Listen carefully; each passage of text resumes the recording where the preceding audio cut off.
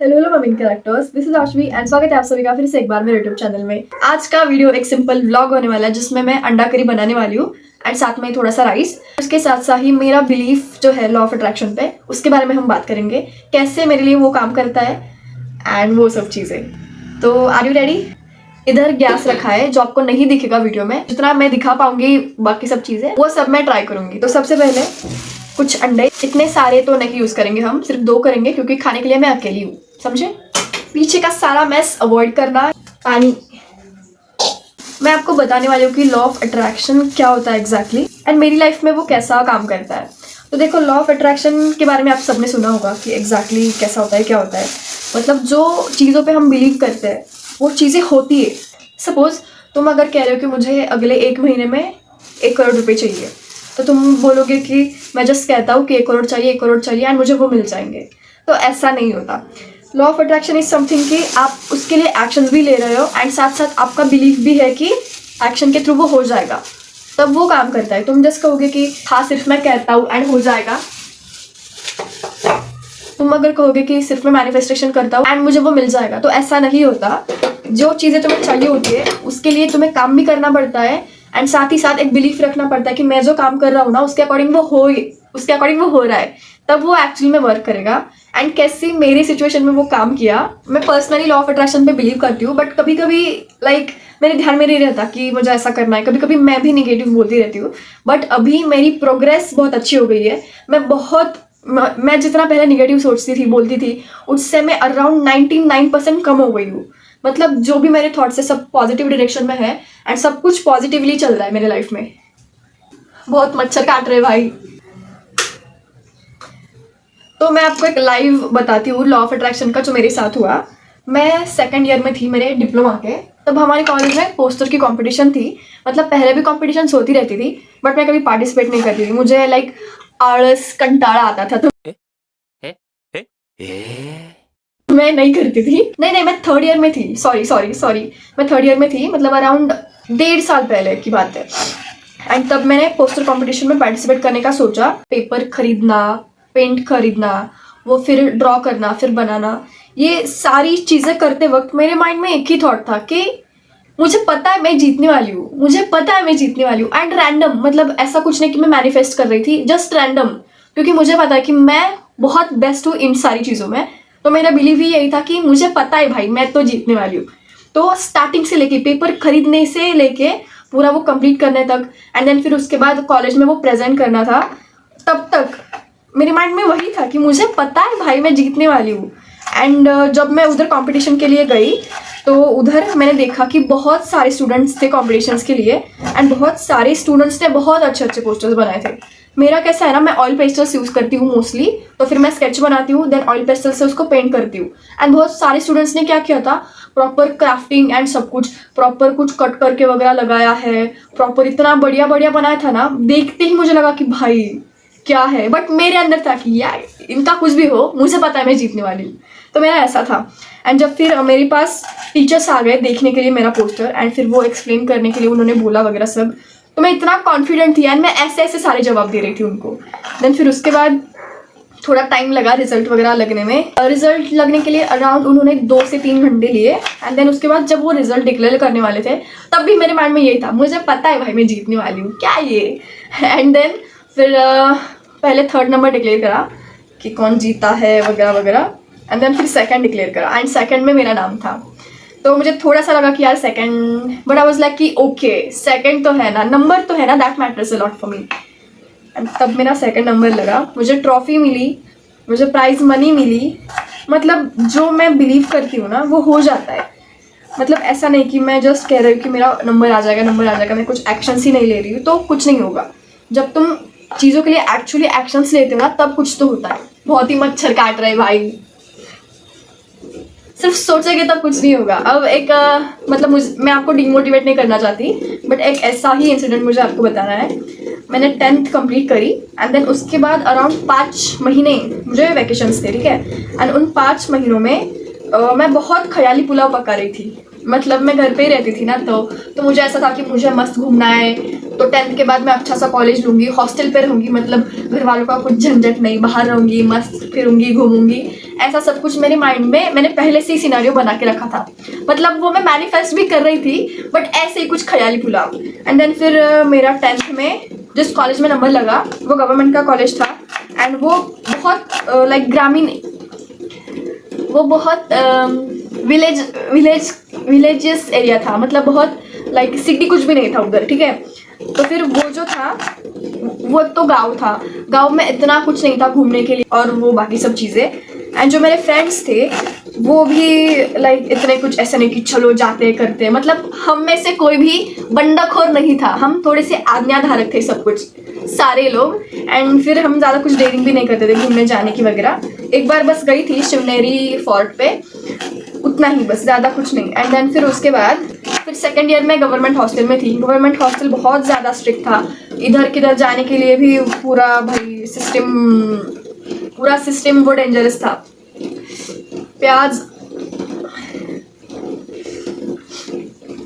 इसके वजह से रो रही हूँ मैं, इसको ऐसा मारूंगी ना। मुझे आपको ये बताना है 10th कंप्लीट करने के बाद मैं जितने ख्याली पुलाव पका रही थी ना वो मतलब ऐसे ही थे जिसको मैं मैनिफेस्ट तो कर रही थी बट उसके लिए कुछ एक्शंस ही नहीं लिए मैंने। अगर मैं लेती कि नहीं मुझे घूमने जाना है तो मैं जा सकती थी, दोस्तों का क्या, उनको कन्विंस कर सकती थी, अगर वो नहीं आ रही तो दूसरे दोस्तों को कन्विंस कर सकती थी, बट मेरा ही इतना कुछ मैं एक्शंस भी नहीं ले रही थी। एंड फिर वही सब चीज़ें, मतलब तुम मैनिफेस्ट कितना भी करो जब तक तुम उसके लिए एक्शंस नहीं लेते तब तक तुम कुछ भी नहीं कर पाओगे।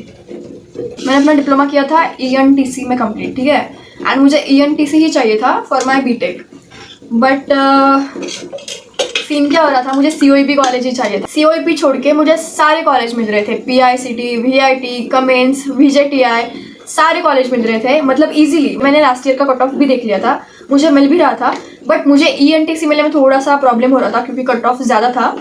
और फिर मैं उसके बारे में ही सोच रही थी कि एग्जैक्टली मैं क्या करूँ, डालूँ या नहीं डालूँ। मैंने क्या किया, मैंने थोड़ा सा सोचा एकदम ठीक से एंड फिर मैंने डिसाइड किया कि मैं COEP का इंस्ट्रूमेंटेशन कंट्रोल डाल रही हूँ क्योंकि इंस्ट्रूमेंटेशन का सिलेबस मोस्टली ENTC जैसा ही होता है एंड दैट्स वाई मेरा वो डिसीजन था कि मुझे इंस्ट्रूमेंटेशन एंड कंट्रोल इंजीनियरिंग डालना है। बट मेरे घर वाले, मतलब स्पेसिफिकली मेरे फादर उस चीज़ के लिए एग्री नहीं कर रहे थे। वो कह रहे थे कि कोई ज़रूरत नहीं है, तेरा ENTC था तो तू ENTC ही रखने का। बट मेरा ऐसा था कि नहीं पापा, अगर मुझे COEP मिल रहा है तो I can compromise my branch जिसमें मैंने 3 साल मेहनत की है। मतलब ऐसा नहीं कि सारे सब्जेक्ट्स अलग थे, सब्जेक्ट्स 2 मिनट गाइस। खतरों के खिलाड़ी। तो पापा का ऐसा था कि तुझे ENTC रखना है एंड मेरा था कि ENTC के एंड इंस्ट्रूमेंटेशन के सब्जेक्ट्स तो सेम ही है ना, 90% सब्जेक्ट सेम है, तो मैं तो चेंज कर रही हूँ, मुझे COEP अगर मिल रहा तो। पापा मेरे अर्जेंसी थे बट मैंने फॉर्चुनेटली उनकी सुनी नहीं, मैंने अपना जो डिसाइड किया था वो ही मैंने फिक्स रखा। And most of the time तुम्हें भी यही करना चाहिए, ऐकावे जनाचे करावे मनाचे, क्योंकि तुम्हारा दिल जो अंदर से कहता है ना उसको पता होता है भाई कि आगे जाके क्या होने वाला है।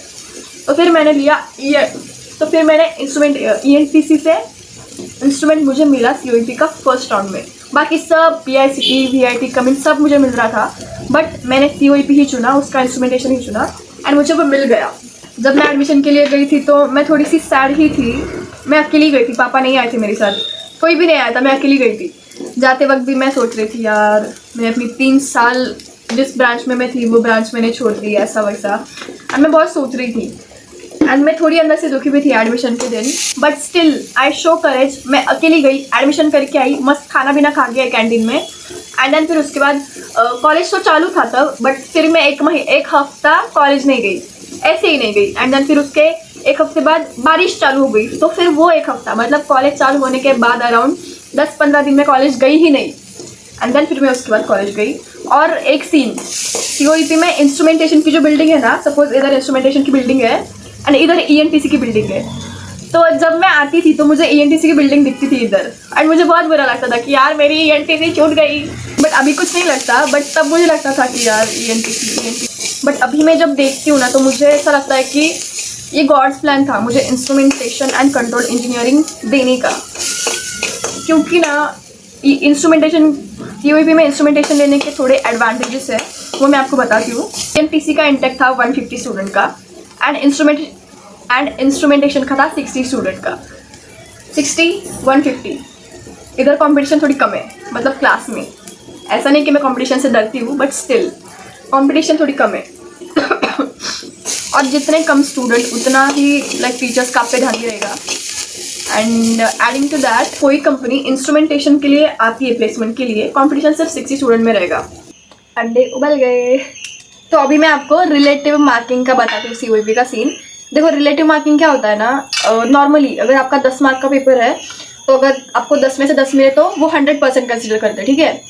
बट COEP का सीन कैसा है ना, मतलब बाकी कॉलेज में भी हो सकता है, बट रिलेटिव मार्किंग क्या होता है मैं आपको वो बताती हूँ। सपोज किसी स्टूडेंट को 10 में से 9 नंबर आ गए, ठीक है, और वो टॉप है, तो वो 9 मार्क आपके 100% कैलकुलेट किए जाएंगे। किसी स्टूडेंट को बाद में अगर 7 मार्क्स है, उससे रिलेट करके फिर उसका परसेंटेज निकलेगा उस स्टूडेंट का जिसको 7 मार्क है, मतलब वो बेनिफिट रहता है। तो रिलेटिव मार्किंग से अच्छा होता है, लाइक मुझे तो ऐसा लगता है।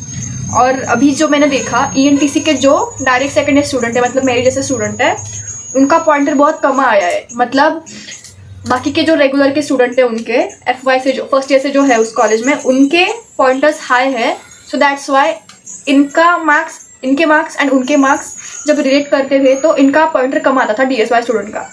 तो अगर मैं DSY रहती तो मेरा पॉइंटर कम आता ENTC में। बट अभी मैं इंस्ट्रू में हूँ तो इंस्ट्रू का थोड़ा सा लाइक सब्जेक्ट वाइज भी कह सकते हो, उनके पेपर्स हार्ड होते हैं और ऐसा वगैरह कुछ। बट मैं इंस्ट्रू में हूँ तो मेरा लाइक थोड़ा सा अच्छा पॉइंटर है, मेरा 8.36 का पॉइंटर है अभी CGPA। तो दैट्स वाई मुझे थोड़ा सा बेनिफिशियरी लगा पॉइंटर के कंपैरेटिवली भी। एंड कुछ कंपनीज का कैसा होता है, उनको पॉइंटर चाहिए होता है कि इतना पॉइंटर आपका है तो आप एलिजिबल हो उस प्लेसमेंट के लिए और वैसा सब चीज़। तो अभी बहुत सारे तो अभी DSY के पॉइंटर कम थे, लाइक 6 5 ऐसा 7 ऐसा कुछ पॉइंटर्स थे।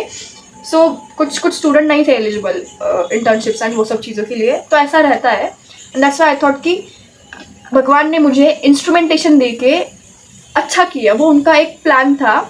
And that's why I am very grateful for that. तो अभी मैं आपको इस मेरा अंडा करी का एंड राइस का अपडेट देती हूँ। अभी मैंने अंडे उबाल के लिए है 2, अभी चावल भी लगाया इधर, अभी 5 मिनट में ये हो जाएगा। बना के मैं डायरेक्टली आपको दिखाती हूँ। हाय गाइस, तो अंडा करी रेडी हो चुकी है, चावल भी रेडी हो चुके हैं। अब मैं आपको दिखाती हूँ कि कैसा दिख रहा है। आई हैव एंड्रॉइड फोन, सो थोड़ा सा क्वालिटी का इशू हो सकता है, बट मुझे तो बहुत बढ़िया दिख रहा है। अभी मैं आपको खा के दिखाती हूँ कैसा लग रहा है।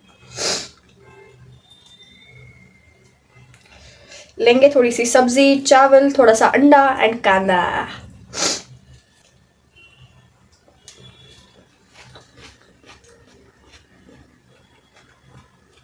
शंभर तोफांची सलामी, बहुत मस्त हो गया है। अभी मैं मस्त खाती हूँ एंड आपको मिलती हूँ नेक्स्ट व्लॉग में। That's all for today, thanks for watching, bye bye, love you.